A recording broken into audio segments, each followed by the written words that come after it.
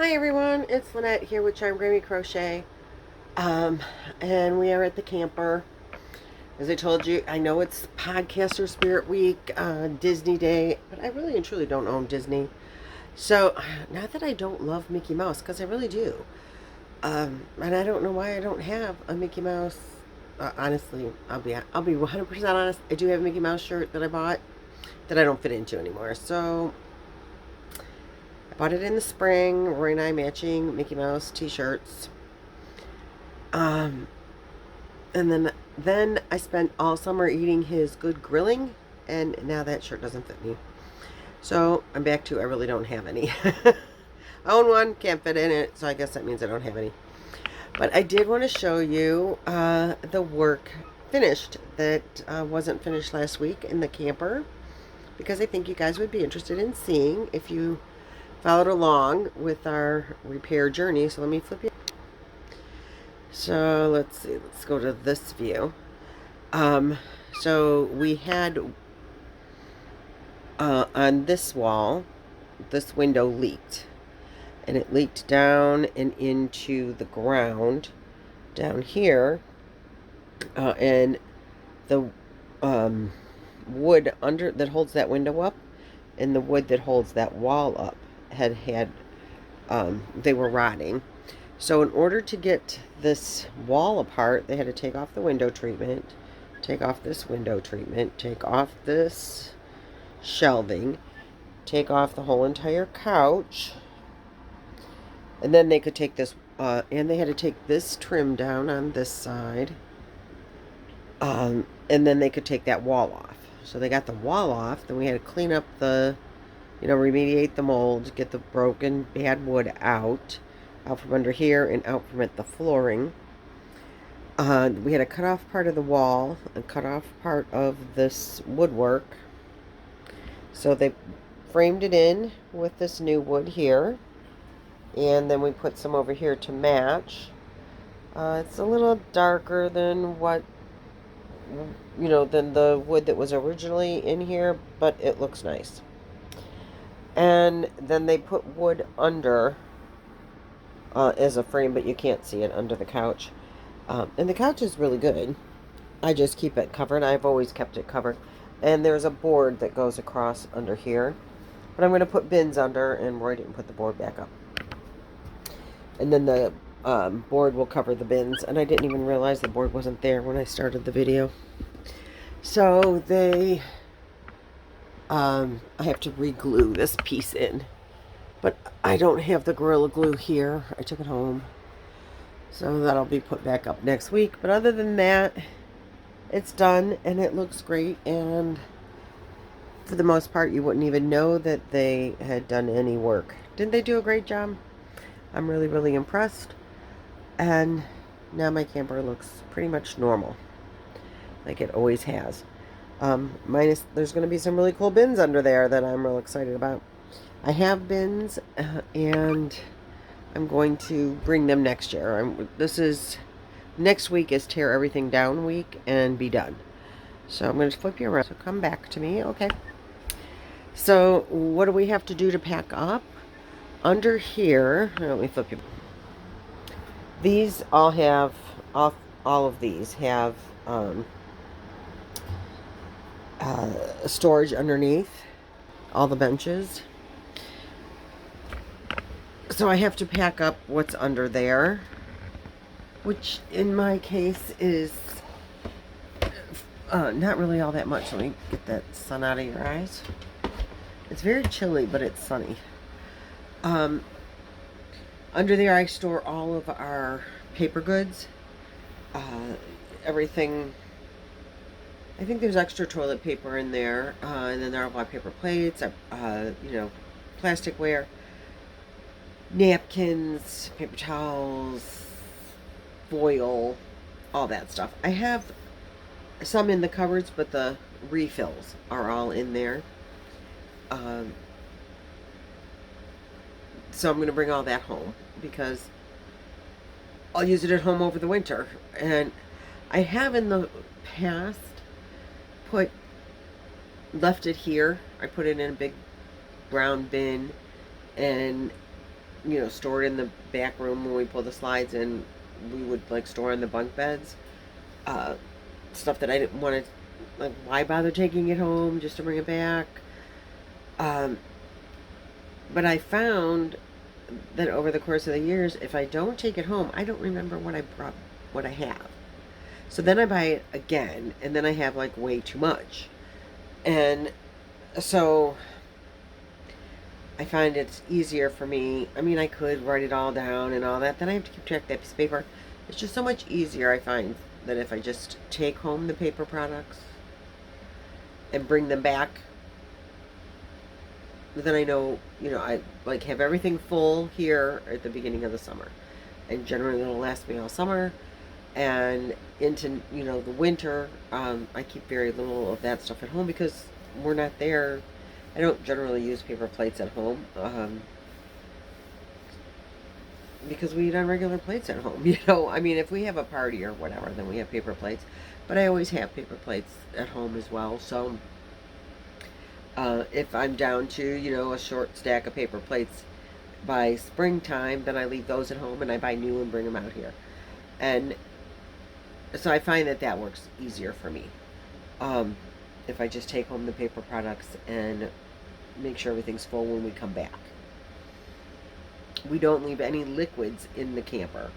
So all of the shampoos and soaps and cleaning supplies and all that all come home. Nothing stays here because it, freezes. And then I have in the past, I did, some camper neighbors said that they take like all their shampoos and liquid soaps and all that, and they put them in a bin and they put them in their tub. If it leaks into the bin, it's not that big of, if something cracks and leaks into the bin, it's not that big of a deal. If the bin cracks because a lot of stuff broke and leaked, then you might have a problem, because if the bin cracks, then you're, into your tub and into your drains. And Roy wasn't happy with that. And I did do it one year and he didn't even realize that I had done it, and he got mad. So I don't do that anymore. Besides, if something were to break, then you have to like rinse everything off, because now everything's going to be sticky and so then it's just work. If I just bin it all up and take it home, again, I'll use it throughout the winter and buy fresh for summer. So that has to go home, but that's not that big. Now that I'm only shopping for the two of us here, that's very little, of that kind of stuff. We won't leave any clothes here, because we just don't. This year I have a dresser. I bought us dressers, little plastic dressers. I got a clearance at Walmart or something for $10, and so I have one for each of us here. But that's just this year. I could leave like summer clothes in it, but I bought that more for if we're staying here for longer periods of time, like in preparation for us to retire. Like, how will this fit? How would that work if we kept this camper? We still don't have comfortable seating. That's the big drawback on keeping this camper, is that there's not comfortable seating. Now, taking that couch out wasn't very hard to do. And we could put in like one recliner. And maybe we'll end up keeping this camper and doing that. I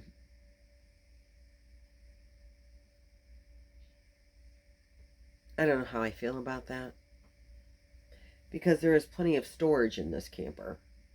Like to live in for the summer. If properly used, there's plenty of storage space here. The other drawback of this is it's got the really small fridge. So I don't know. It's paid for. That's a really big advantage of this camper. And now that we fixed that leak, there's no leak in the camper. Knock on wood, there will be no more leaks in the camper. So